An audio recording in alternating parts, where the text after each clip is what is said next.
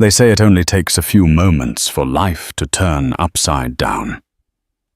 Aaliyah Jackson, a bright and confident black teenager, never expected her dream summer trip would become an explosive viral scandal. Moments after she was wrongfully kicked off a commercial flight with no apologies, no explanations, her father's sleek private jet roared onto the tarmac. And the crew who misjudged her. They found themselves at the center of an uproar that would threaten their careers. What began as a routine journey morphed into a suspense-filled saga riddled with prejudice, power, and payback. This is the story of one fateful flight that no one will ever forget. Aaliyah Jackson was 15 the first time she stepped onto an airplane. That trip from her hometown of Chicago to Orlando, Florida, had changed her life. She vividly remembered how the clouds looked fluffy and surreal through the plane window. She remembered the giddy feeling of being above the world, safe and fearless, ever since she had loved flying. Her father, Franklin Jackson, was an influential name in the tech startup scene, known for his calm demeanor and visionary leadership.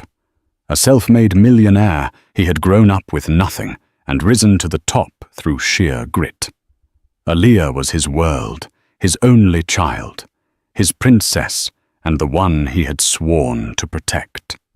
Their family lived in a sprawling estate on the outskirts of Chicago, nestled behind tall iron gates that gave them privacy.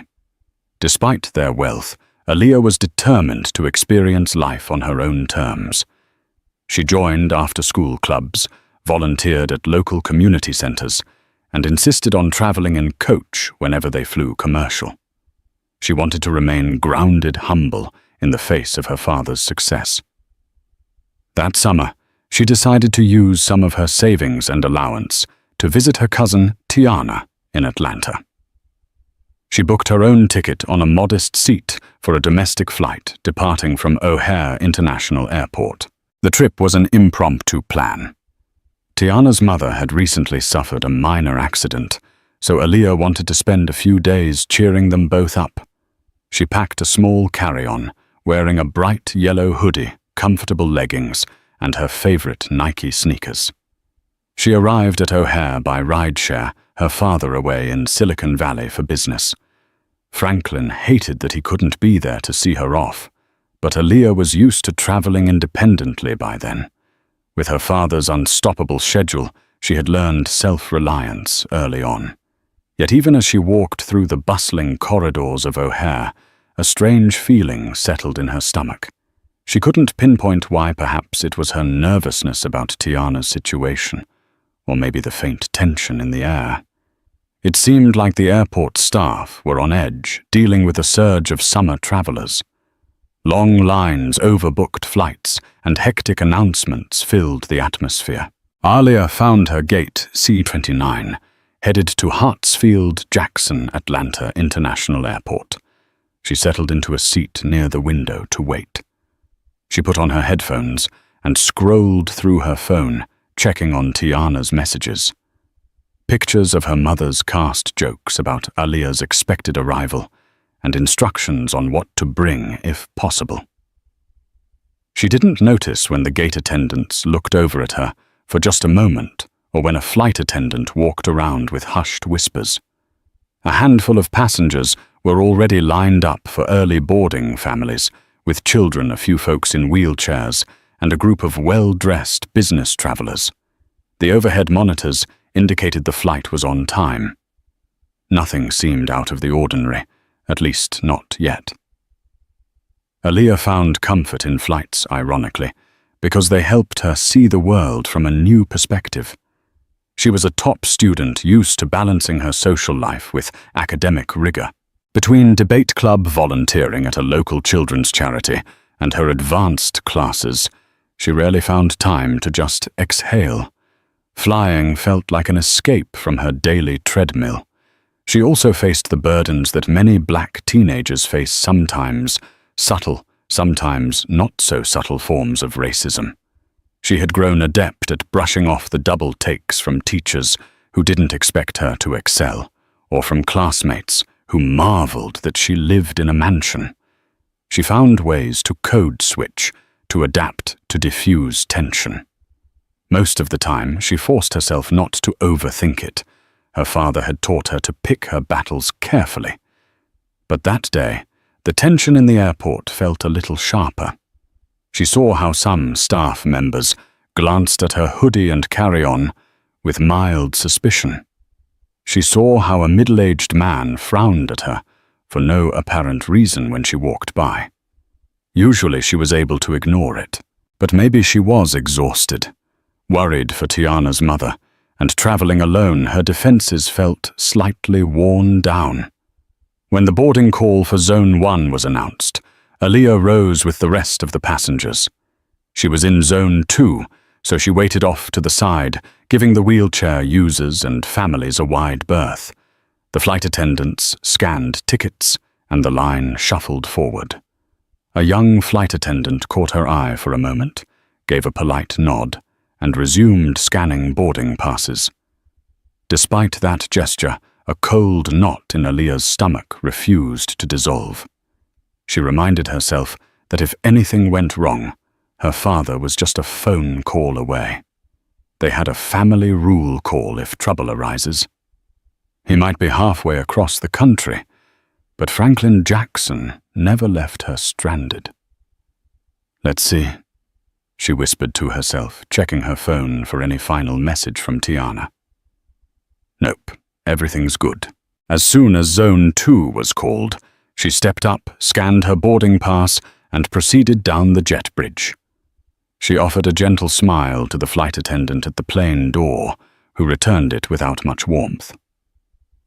Aaliyah found her seat, 19A window seat. She stowed her carry-on in the overhead bin and settled in. She texted Tiana a quick message. "Boarded, see you soon," then switched her phone to airplane mode. Outside, the ground crew loaded luggage onto the plane. Overhead, the fluorescent lights flickered. Flight attendants shuffled up and down the aisle, guiding people to seats, verifying overhead bins had enough room, and reminding folks to store smaller bags under the seat. A mild sense of relief washed over Aaliyah. She was one step closer to seeing her cousin. The plane doors closed with a mechanical hiss. A smooth voice from the cockpit introduced the captain the route and the flight duration, approximately 1 hour and 50 minutes to Atlanta. Aaliyah turned her gaze to the window, watching the ground crew move away. Then came the safety demonstration, performed meticulously by the flight attendants. Everything felt routine normal. Yet as soon as the plane pushed back from the gate, Aaliyah noticed something odd. A commotion was stirring a few rows behind her. It was subtle at first, just some raised voices. A man was complaining loudly that he needed more leg room. A flight attendant tried to appease him, apologizing, offering to check if there was another seat available. The engine hum intensified as the plane taxied. The overhead lights flickered again. An announcement came from the cockpit. "We'll be taking off shortly." But the complaining man's voice grew louder, carrying forward in the cabin. "This is unacceptable," he snapped. "Why should I be crammed in here like this?" Aaliyah glanced back. The man was older, wearing a collared shirt and dress pants with a briefcase under his seat. When his eyes darted around for a scapegoat, they landed unfortunately on Aaliyah. She instinctively turned back around, wanting no part in the conflict. After a few minutes, the flight attendants coaxed the man into another seat. The tension in the cabin deflated a little, but not entirely. Aaliyah put on her noise-cancelling headphones to drown out the residual grumbles. She stared out the window as the runway lights streaked by. Suddenly, the plane began to slow. An announcement from the cockpit. "Ladies and gentlemen, we have a short delay on the runway. Air traffic control has indicated we need to wait a few minutes before takeoff." A collective groan rippled through the cabin. Some passengers nervously checked their watches, worried about missed connections. Aaliyah simply sighed. It wasn't the first time she'd encountered flight delays. She closed her eyes, hoping to relax. But tension escalated again when the complaining passenger had a second meltdown. He pressed the call button, summoning a flight attendant. "If we're going to be stuck here, I need some water," he demanded. The flight attendant calmly explained that service wouldn't start until after takeoff. "Don't give me that!" The man spat frustration, coloring his cheeks red. "I can't believe this incompetent staff." Aaliyah heard scuffling footsteps. Another attendant approached to see what the fuss was about. That's when she noticed the first strange thing directed at her personally. The flight attendant shot her a wary glance as though checking to see if she was causing any disruption. "We're sorry for the inconvenience," the attendant told the man in a measured tone. "We'll do our best to accommodate." Aaliyah felt the hair on her arms stand up. Why were they looking at her like that? She had stayed quiet, headphones on. Dismissing it as a random glance, she turned her gaze to the window again. Finally, air traffic control cleared them for takeoff, and the plane roared down the runway. Aaliyah's heart soared momentarily. She always found the force of takeoff exhilarating. The plane ascended, and Chicago's skyline shrank beneath the clouds. For a few moments, she was able to forget the commotion, letting the hum of the engine lull her into a sort of daydream. It started around 20 minutes into the flight. The seatbelt sign was still on because of mild turbulence. Flight attendants were hustling up and down the aisle, distributing water cups and snack bags. Aaliyah politely declined the snack, although she took a water cup, sipping slowly. She was listening to music through her headphones when she felt a tap on her shoulder. She removed one ear cup and looked up. A flight attendant stood there, her navy uniform crisp, a strained smile on her face. "Ma'am, can you come with me for a moment?" the attendant asked, voice tight. Confused, Aaliyah blinked. "Is something wrong?" she asked. Her mind raced. Was there an issue with her seat? Or had the complaining passenger singled her out for some reason? The flight attendant avoided eye contact. "We need to speak with you in the galley. Please gather your belongings." Her tone didn't suggest a choice. It was a demand. Heads in adjacent rows turned to watch. Aaliyah felt her chest tighten with anxiety. She slipped her phone into her pocket and carefully pulled her carry-on from the overhead bin. She followed the attendant down the aisle, navigating the stares of curious passengers. In the galley near the front of the plane, 2 flight attendants and a man wearing a pilot's uniform awaited her. The pilot had a stern expression. One flight attendant stepped forward. "We've received a complaint about disruptive behavior," she said plainly. Aaliyah's eyes went wide. "Wait, who, me?" "We have a passenger claiming you threatened him and were causing a disturbance," the pilot said gravely. "You used inappropriate language toward him." The words slammed into Aaliyah like a freight train. Shock battled with indignation. She recalled the rude passenger behind her. Could he have possibly blamed her for his meltdown? "That's not true," Aaliyah insisted, voice trembling. "I've been in my seat the whole time, headphones on. I didn't speak to anyone." One flight attendant glanced at her colleague uncertainly, but the pilot pressed on. "We're not going to debate this here. The passenger insists you made verbal threats. We have a responsibility to maintain safety on board." Aaliyah was stunned. She felt tears threaten, but she fought them back. "Sir, I promise I didn't threaten anyone. Check the other passengers. Check the cameras if you have them. This is a misunderstanding." The lead flight attendant shook her head. "We can't investigate mid-flight. The passenger is quite upset. He claims you used aggressive language, and we can't risk a confrontation at 35,000 feet. She hesitated before adding, We'll have to ask you to leave the flight at the next airport. That's insane. Aaliyah's voice trembled with disbelief. I swear I haven't said a word to him. This is racism, he's lying, and you're just taking his word for it because... She stopped herself, but the pilot's gaze darkened. Because what he prodded. In that moment, Aaliyah realized exactly what was happening. She wasn't being taken seriously. She was a black teenager wearing casual clothes. In the eyes of these crew members, the well-dressed, middle-aged businessman must have seemed more credible. Her tears finally spilled over. This is so unfair, she whispered, voice choked. The flight attendants exchanged looks. One said quietly, Let's try to keep things calm.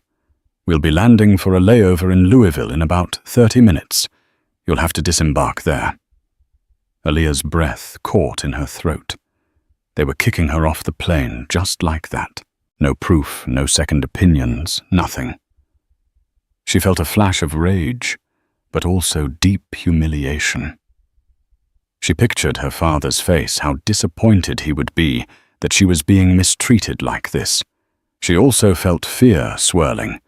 She would be alone in a strange airport, forced to make new travel plans. Before she could protest further, the pilot signaled for her to hand over her boarding pass. Her heart pounded so loud, she thought the entire cabin could hear it. When we land in Louisville, you'll exit first, the pilot instructed. We'll arrange for airline staff to meet you at the gate. Aaliyah swallowed, her eyes stinging. She nodded shakily, uncertain what else to do. They escorted her back to her seat, instructing her to remain quiet. Other passengers watched as she returned, confusion on their faces. She couldn't bring herself to meet their eyes. She buried her face in her hands, tears soaking her palms. As the plane descended toward Louisville, Aaliyah's heart throbbed in dread. The humiliating walk to the front of the plane seemed surreal. She overheard some whispers. Why are they kicking that girl off? She didn't do anything. This is ridiculous. She realized not everyone believed the man's story. But the crew seemed resolute. When the wheels touched the tarmac in Louisville, the pilot made a terse announcement that a disruptive passenger would be deplaning. Aaliyah's cheeks burned at the label. She desperately wanted to defend herself, but she was too overwhelmed to speak. She cradled her carry-on, feeling small and ashamed. The flight attendants ushered her forward. The complaining passenger shot her a triumphant glare from his seat as she passed, arms folded over his chest. She wanted to shout at him, to call him out as a liar, but the words stuck in her throat. Every eye was on her as she made her way off the plane. At the gate, 2 airline representatives stood waiting. Their expressions were neutral, almost bored, as though dealing with a routine inconvenience. Aaliyah clutched her phone in her hand. She wanted to call her father immediately, but she forced herself to hold back until she was in a quieter space. "I'm sorry for the trouble," one representative said, though her tone lacked sincerity. "We'll book you on the next available flight to Atlanta or back to Chicago, whichever you prefer." Aaliyah stared at her in disbelief. "I didn't do anything. That man lied about me, threatening him. He was the one yelling at the flight attendants. Why am I being punished?" The representative gave a perfunctory shrug. "We can't comment on what happened in the cabin. The decision rests with the pilot." "Unbelievable," Aaliyah muttered. "I'll just get my own flight. Or I'll figure something out." The second representative, a stern-faced man, asked, "Are you unaccompanied?" She nodded. He sighed. "You're a minor, correct?" "I'm 17, almost 18, she clarified. "And I have resources. I'll handle my own transportation from here on." The representatives exchanged a look, perhaps relieved that they wouldn't have to deal with her further. They handed her a pamphlet about passenger rights that felt more insulting than helpful. With that, they walked away, leaving Aaliyah alone in the gate area. She let out a shaky breath and turned on her phone. Messages from Tiana. When you land. Everything okay? Aaliyah quickly typed a frantic update. Kicked off flight. We'll call in a minute. She noticed a missed call from her father, so she dialed him. Dad, she croaked when he answered. Hearing his steady voice made her burst into tears. She recounted the whole ordeal, voice trembling with anger and humiliation. She ended with a sob. I swear I didn't even talk to that passenger. They just believed him because of prejudice. Franklin finished for her voice low and furious. I'm so sorry, baby. Don't worry. I'm going to fix this right now. Where are you exactly, Louisville? The next flight to Atlanta isn't for another few hours. She sniffed, wiping her tears. Stay put, Franklin said firmly. I have a connection in Atlanta, ironically, but I can reroute. You said you're at Louisville, correct? Yes, Louisville International Airport. He paused, calculating. All right, I'm making a call. I'll update you in 10 minutes. Don't talk to anyone else from that airline, unless you have to. I promise I'll handle this. Exactly 7 minutes after hanging up, her phone buzzed. It was her father, change of plans. I'm sending the family's Gulfstream I-4. The pilot will be wheels up in 20 minutes from Chicago Executive Airport, headed your way. Aaliyah's heart soared with relief, though she still felt the sting of her humiliation. The thought of stepping onto her father's sleek private jet gave her a measure of justice, but she would have preferred never to need it. This entire fiasco was unnecessary. She found a quiet corner in the terminal, pacing as she tried to calm herself. She still wore her bright yellow hoodie, tear stains on the sleeves. She texted Tiana the update. I'm actually coming on Dad's jet. I'll explain everything when I land. Tiana replied with a flurry of angry and supportive emojis. As she waited, she noticed a few passengers from her original flight who had also deplaned in Louisville for connecting flights.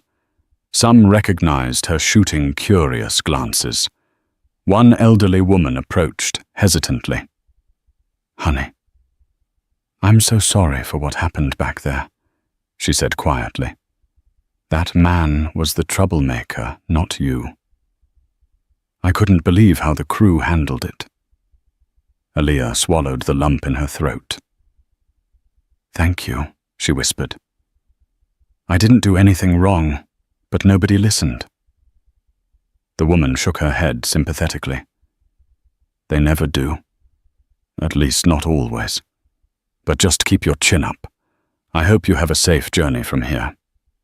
That small gesture of kindness steadied Aaliyah.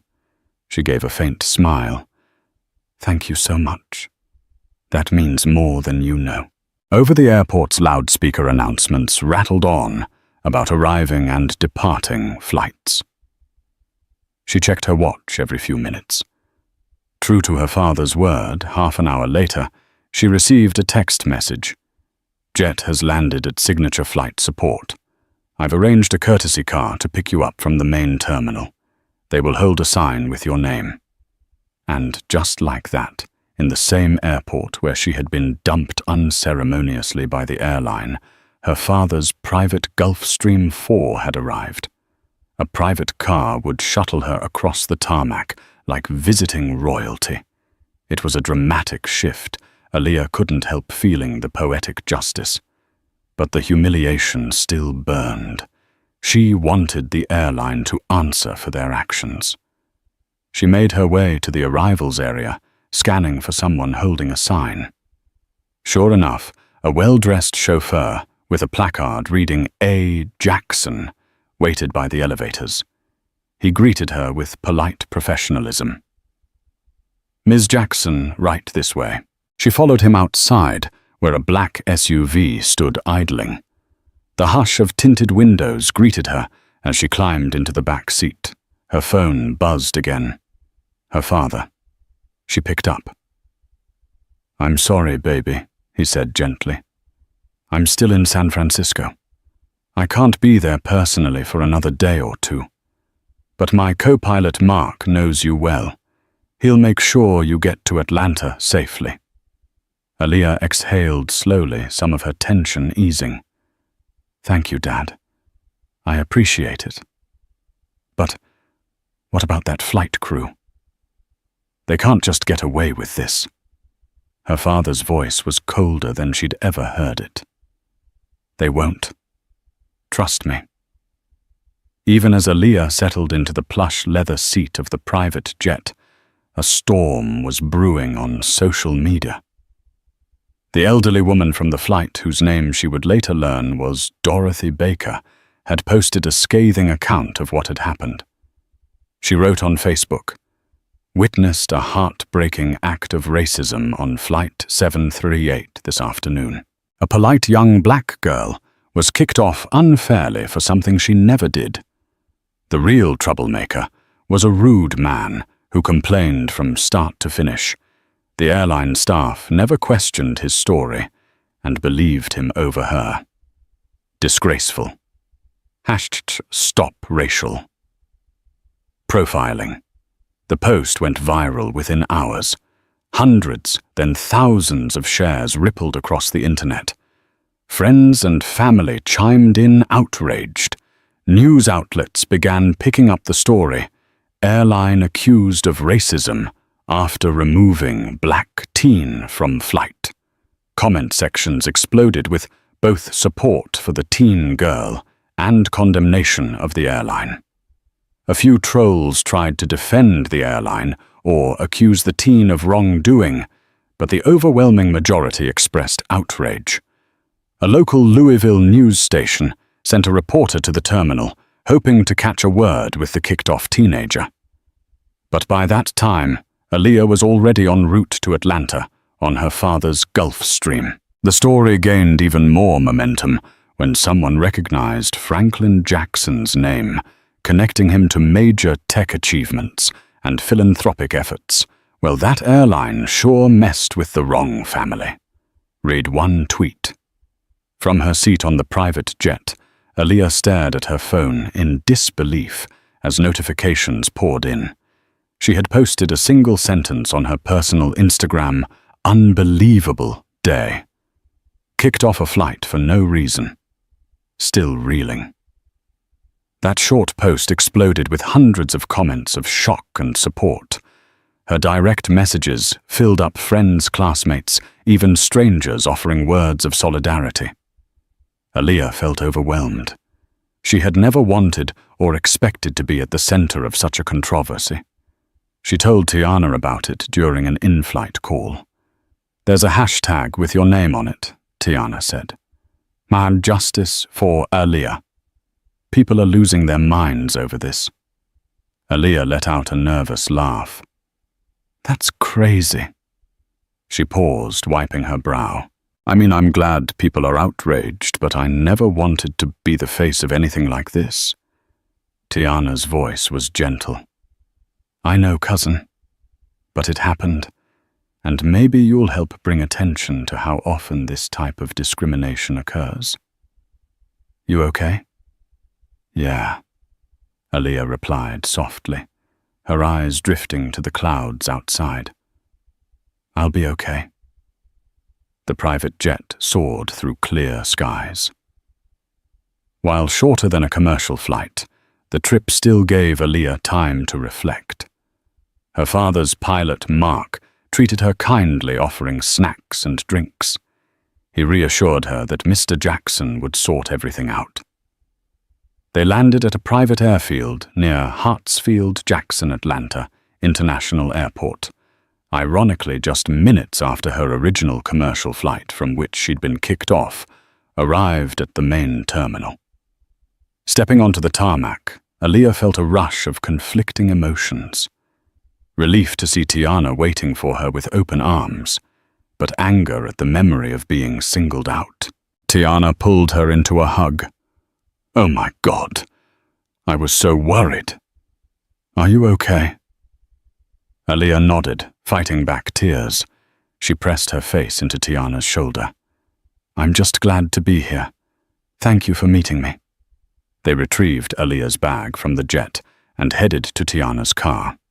On the drive back to Tiana's home, the radio news station blared an update: local airline under fire for allegedly removing a teenage passenger based on a false accusation. Civil rights organizations have expressed interest in investigating potential discrimination. Aaliyah's stomach knotted. This was bigger than she realized. Tiana reached over and squeezed her hand. "Stay strong," she whispered. Back at Tiana's home, they found Tiana's mum resting her injured leg propped up on pillows. "My poor girl, come here," she said, opening her arms for a hug. "I can't believe they did that to you." Aaliyah forced a weak smile. "I'm okay, Auntie. How's your leg?" "It's healing," she replied, though it was clear her mind was on her niece's ordeal. "But we're going to talk more about your situation soon. People need to answer for this." Franklin Jackson remained in constant communication with Aaliyah by phone. He told her about the calls he'd received from journalists and lawyers. "I have a team looking into this," he said. "I don't want you to stress. Just focus on helping your cousin and aunt. I'll handle the rest." The airline, a mid-sized carrier with national roots, had initially tried to remain silent. But as the social media outcry escalated and mainstream news picked up the story, they were forced to address the controversy. Their corporate communications department released a brief statement. "We are aware of allegations regarding an incident on Flight 738. The safety and well-being of our passengers is our top priority. While we investigate, we ask for patience in understanding that decisions made by the flight crew are to ensure the comfort and safety of all on board." The statement was met with widespread criticism. "That's not an apology, that's a non-statement," read one comment. Civil rights groups turned up the heat, calling for the airline to fully investigate the racial bias in its ranks. Hashtags continued trending. Franklin Jackson, still in San Francisco, provided an on-the-record statement to a major news outlet. "My daughter was mistreated and humiliated without cause. This is bigger than just her story. It reflects systemic issues in our society. We demand a fair investigation and accountability." Behind the scenes, the airline scrambled. The flight crew who removed Aaliyah had to file incident reports. The complaining passenger, however, had gone silent, refusing to speak publicly, fueling suspicion that he had fabricated the story. Anonymous insiders leaked that the pilot and flight attendants were under internal review for potentially mishandling the situation. A few days later, a video emerged, shot by a fellow passenger, showing the complaining man's rant. In the footage, he never once interacted with Aaliyah. Instead, he was seen berating the flight attendants for legroom and water service. The camera angle, while shaky, offered clear audio. There was no mention of threats, no glimpse of Aaliyah saying a single word to him. Public opinion swung even more decisively in her favor. Now calls for the airline to name shame and discipline the guilty parties flooded social media. And then came the karmic twist. The airline's stock took a noticeable dip over the ensuing week. Rumors circulated about boycotts. Prominent black activists called for accountability and threatened to organize protests at major airports if the airline did not handle the situation properly. Ticket sales for that carrier reportedly decreased as travelers decided to avoid them. The airline's leadership found itself cornered, trying to manage a full-blown PR crisis. Franklin Jackson hired a civil rights attorney, renowned for handling discrimination cases. The lawsuit threatened to rock the airline. Journalists camped outside the Jackson estate in Chicago, clamoring for more interviews with Aaliyah. But Franklin insisted on letting the legal process take shape. Aaliyah, still in Atlanta, tried to maintain a semblance of normalcy, helping Tiana's mom around the house, going to the grocery store, ignoring the paparazzi who occasionally lurked outside. On a quiet Sunday morning, Aaliyah received an unexpected phone call. The number was unfamiliar. She hesitated, but curiosity got the best of her. "Hello?" A trembling voice came from the other end. "Hi, my name is Bethany. I'm one of the flight attendants who was on Flight 738. Aaliyah froze, her pulse quickening. Bethany continued, voice laced with remorse. I wanted to say I'm so sorry about what happened to you. I never believed that man's story, but I was pressured by my supervisor to go along with the pilot's decision." Aaliyah's throat tightened. She had no idea how to respond. Why are you calling me?" she managed. Bethany sounded near tears. "Because I saw the truth, and I can't sleep at night knowing we did that to you. I understand if you hate me, but I wanted you to know the pilot didn't even consider your side. The passenger was in first class. They saw him as more important, and I'm sorry. We all are, actually. My friend Patricia, another flight attendant, also felt awful." Aaliyah closed her eyes, the swirl of emotions overwhelming. Part of her wanted to scream. Part of her felt some relief that not everyone on that crew had malicious intent. "Thank you for telling me," she whispered finally. Bethany inhaled shakily. "I'm talking to some lawyers too about giving a statement. I just can't keep quiet anymore. I'll do whatever I can to help." After the call ended, Aaliyah felt her heart pounding. She immediately relayed this conversation to her father, who asked for Bethany's contact details. He was cautious, but recognized how crucial it was to have a first-hand witness from the airline.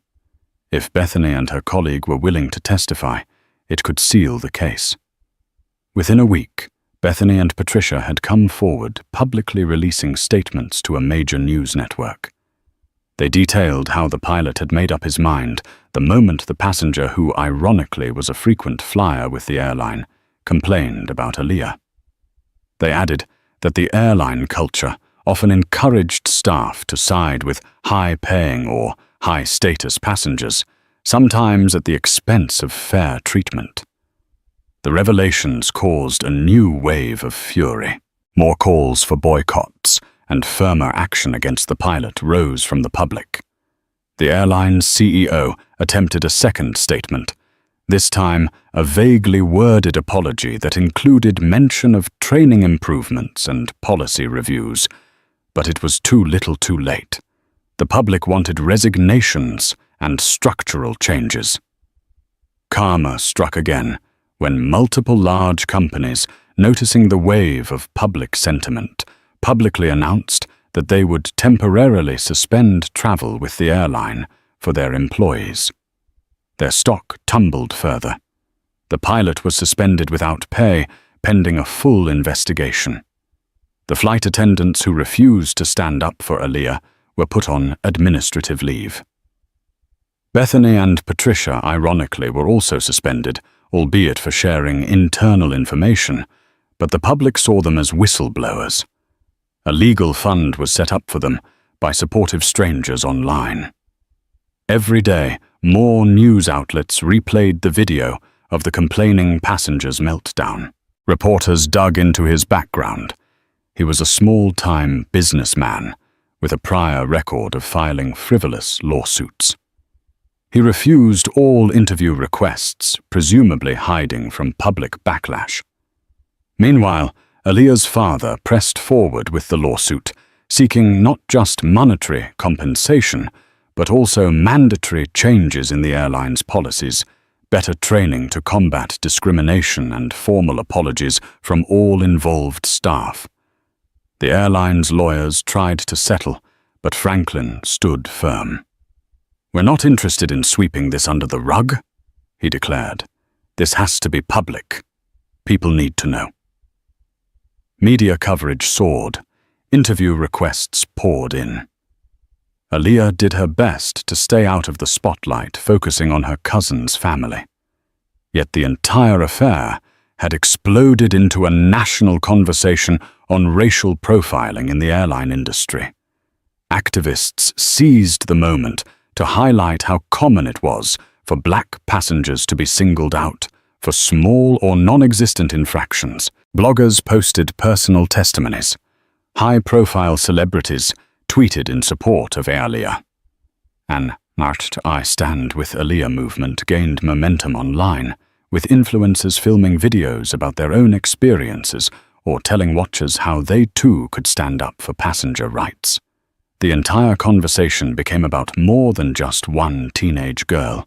It grew into a broader push for accountability in the airline business. Inside the airline's headquarters, panic reigned. Board members pressured the CEO to address the scandal decisively. The marketing department lamented that no PR spin could quell the outcry. Meanwhile, the pilot in question, identified as Captain Randall Moore, attempted to defend his decision, claiming he had only followed standard security protocols. That statement only fanned the flames. People demanded to see these standard protocols that apparently allowed an innocent teenager to be ejected from a flight without evidence. At a heavily attended press conference, one journalist grilled the airline's spokesperson. "Is it standard procedure to expel minor black passengers based solely on hearsay from a man throwing a tantrum?" The spokesperson stammered, unable to provide a coherent answer. The press hammered the airline relentlessly. In the court of public opinion, they were already guilty. While the storm raged around her, Aaliyah struggled with her own emotional fallout. She had nightmares about being confronted by authority figures who refused to believe her. In quiet moments, the sense of humiliation resurfaced. Tiana urged her to see a therapist, which Aaliyah initially resisted. She didn't want to acknowledge how deeply the incident had affected her. But after a gentle nudge from her father, she agreed to talk to someone.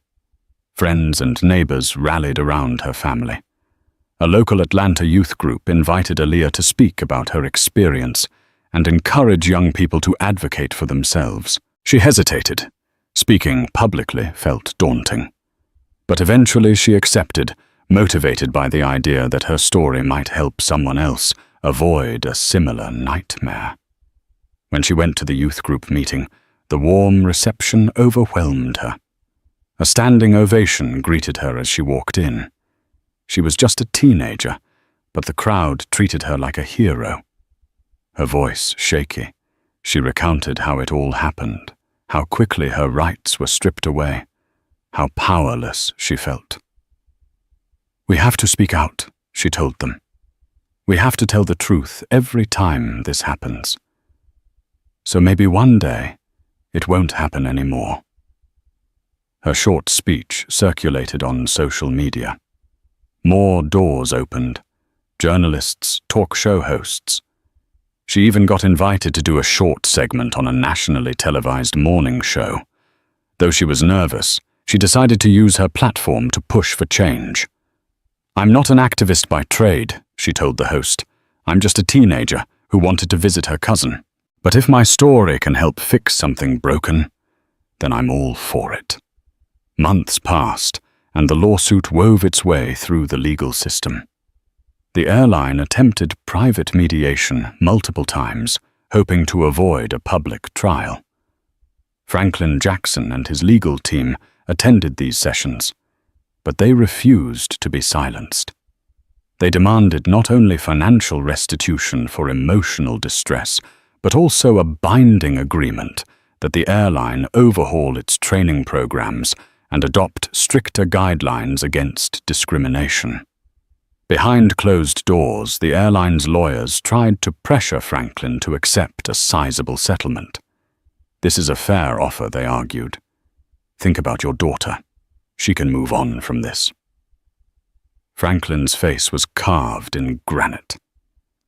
She's strong enough to handle the truth in public, he said coolly. No amount of money will fix systemic bias. We want structural reforms written into the settlement. That's non-negotiable. The tension was palpable. The airline's lawyers realized they were up against not just a wealthy man, but someone who had moral conviction on his side, a man who had grown up with nothing and was not afraid of a fight.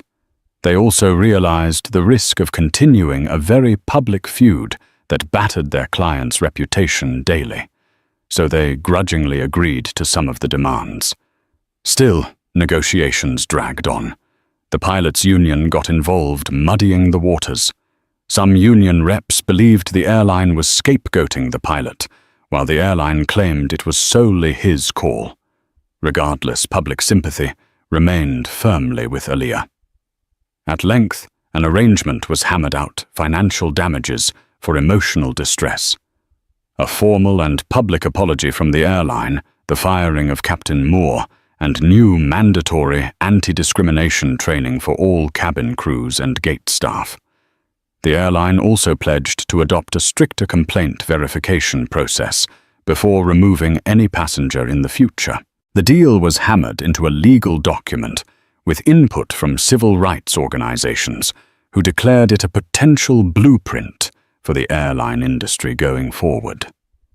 The air in the press conference room was electric with tension. Rows of journalists filled the seats, cameras mounted on tripods, blinking red, broadcasting live feeds to every major news outlet. On the raised stage at the front of the hall sat 2 tables and on the airline executives, the other for the Jackson family and their legal team. Microphones clustered like metal flowers, capturing every breath, every pause. Aaliyah sat between her father and their attorney, dressed in a sleek navy blazer and crisp white blouse. Her braids were pulled back neatly, and though she smiled faintly for the cameras, her eyes remained solemn. She wasn't here for revenge. She was here for justice. Her father, Franklin Jackson, exuded quiet command as he adjusted the microphone in front of him. To his right sat the airline's CEO, a pale, visibly exhausted man in a suit that seemed to hang too heavily on his frame. He cleared his throat before speaking. "Today we acknowledge a grave error," the CEO began. "On Flight 738, our crew mishandled a situation that led to the removal of Ms. Aaliyah Jackson, without cause, without proper verification, and without fairness. We apologize unequivocally for the distress this caused her, her family, and our community." Gasps and murmurs rippled through the room. The phrase "without cause" was more than a legal admission. It was an acknowledgement of wrongdoing, a public confession. Our internal investigation, the CEO continued, revealed failures in protocol and lapses in judgment. Bias, unconscious or otherwise, was at play. We accept responsibility and pledge corrective action. He turned slightly and handed a signed document to Franklin. The moment was choreographed, but the impact was real. Franklin accepted it without expression, placing it gently in front of him. Then it was his turn to speak.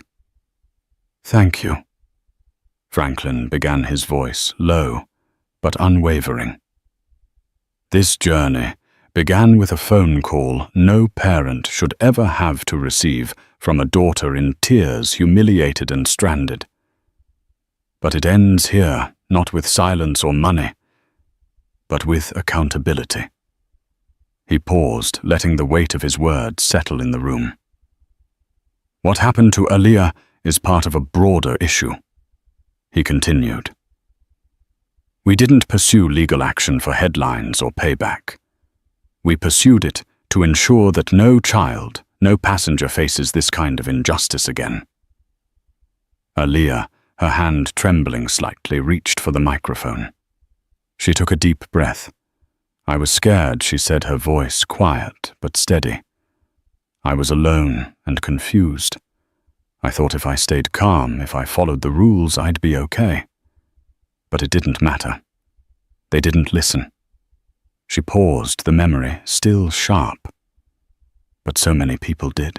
Strangers, friends, even some of the flight crew later came forward. I'm grateful. And I hope what we've done today makes a difference. The crowd burst into applause, not raucous, but sustained and respectful. Reporters raised their hands. Flashes went off like strobe lights, but Franklin nodded once to their legal counsel, signaling the end of their public comments. Later away from the stage, Franklin spoke to a small group of reporters off camera. The financial terms of this settlement will remain private, he said, but I will say this, a significant portion will go to advocacy groups focused on equity in air travel. We've also created a fund in Aaliyah's name to support youth programs that teach legal literacy and civil rights. He looked over at his daughter, who was speaking softly to a journalist from Teen Vogue. She's stronger than I ever imagined. Meanwhile, behind closed doors at the airline's headquarters, staff reviewed the formal policy changes now etched into company procedure. Mandatory anti-bias training, new chain of command protocols, enhanced verification steps for any complaint against a minor. And most critically, a passenger advocate position created on every flight whose job was to mediate disputes with fairness, not hierarchy. The public saw the apology and the signatures. What they didn't see was the reckoning inside the airline board members, demanding resignations, HR departments, scrambling to issue new guidelines, marketing teams drawing up redemption campaigns. But for Aaliyah, the most meaningful moment came not in front of cameras, but later that evening.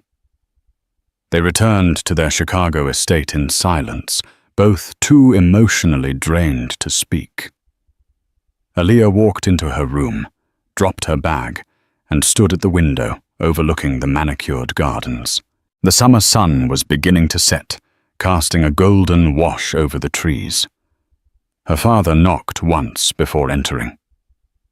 "You okay, I think so," she said. "But it doesn't feel over."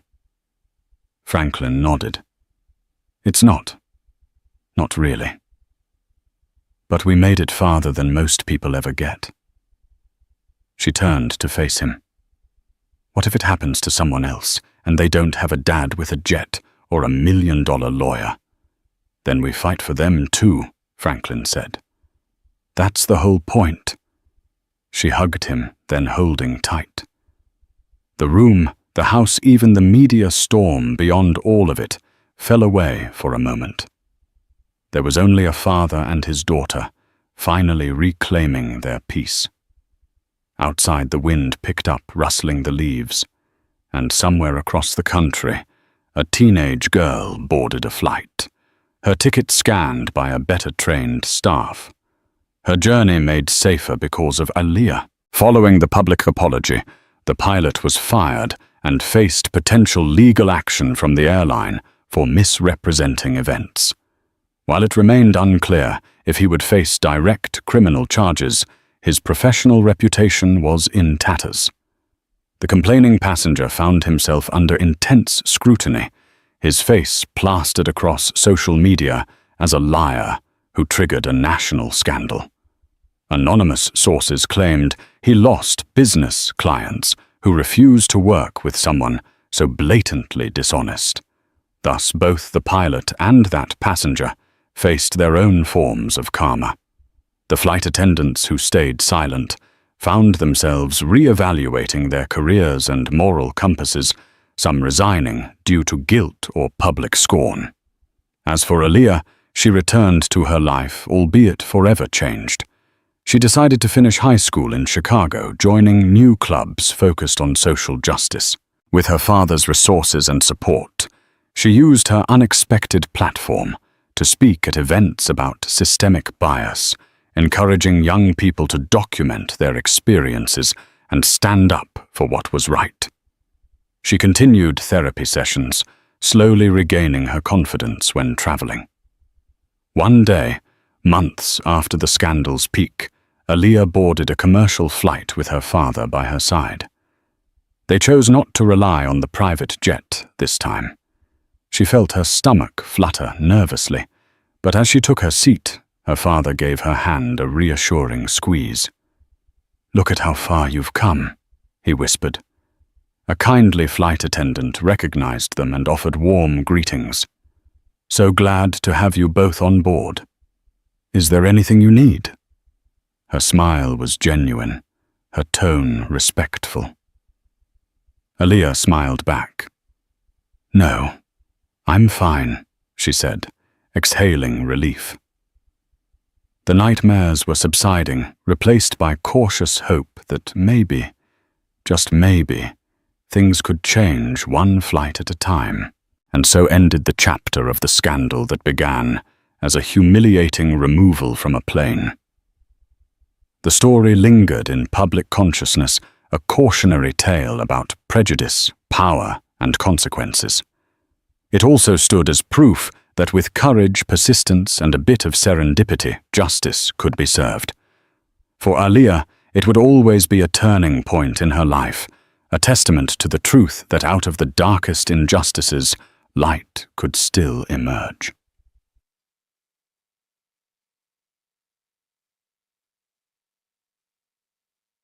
Conclusion. Approx. 150 words. Thank you for joining me on this emotional journey, one that began with a terrible injustice and ended with long overdue accountability. Aaliyah's story reminds us that it only takes a single moment of courage to spark a movement for change. It also proves that even the most powerful institutions can be held to account when faced with undeniable truths and collective outrage. Now it's your turn to make a difference.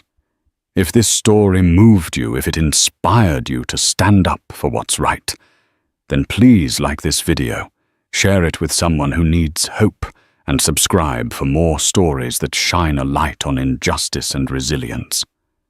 Together, let's build a world where kindness triumphs over prejudice and where no teenager has to endure what Aaliyah faced on that fateful flight. Thank you for watching.